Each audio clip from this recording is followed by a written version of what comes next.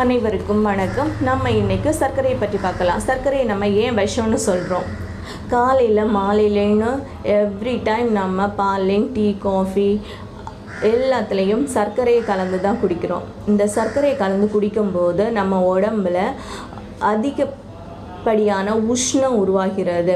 இந்த உஷ்ணம் 6-7 வயதிலேயே குழந்தைங்களோட இயக்க சக்தியை, அதாவது மண்ணீரலையும் வயிறையும் பாதிக்கிறது. மண்ணீரலும் வயிறும் பாதிக்கப்படும் போது அதோட இயக்க சக்தி பாதிப்படைந்து சோர்வும் அசதியும் உண்டாகிறது.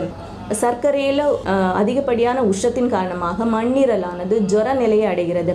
மண்ணீரல் ஜுர நிலையை அடையும் போது நம்ம சாப்பிட்ற உணவு சரியாக ஜீரணிக்கப்படாது. வயிற்றில் முறைகேடான அமிலங்கள் சுரக்க ஆரம்பிக்கிறது. இந்த முறைகேடான அமிலம் சுரக்க ஆரம்பிக்கும் போது உணவானது சிறுகுடலுக்குள் செல்லாது. இதனால் உணவு வயிற்றுக்குள் தங்கும்போது இந்த முறைகேடான அமிலங்கள் சுரந்து வயிற்றில் அரிப்புத்தன்மை ஏற்படுகிறது. உணவு சிறுகுடலுக்குள் செல்லாததுனால வயிற்றிலேயே பித்த நீர் சுரக்க ஆரம்பிக்கிறது. சிறுகுடலுக்குள் செல்ல வேண்டிய பித்த நீரானது வயிற்றுக்குள் சுரக்கிறதுனால தான் குழந்தைங்களுக்கு 6 வயதிலேயே பல் விழுறதுக்கு காரணம்.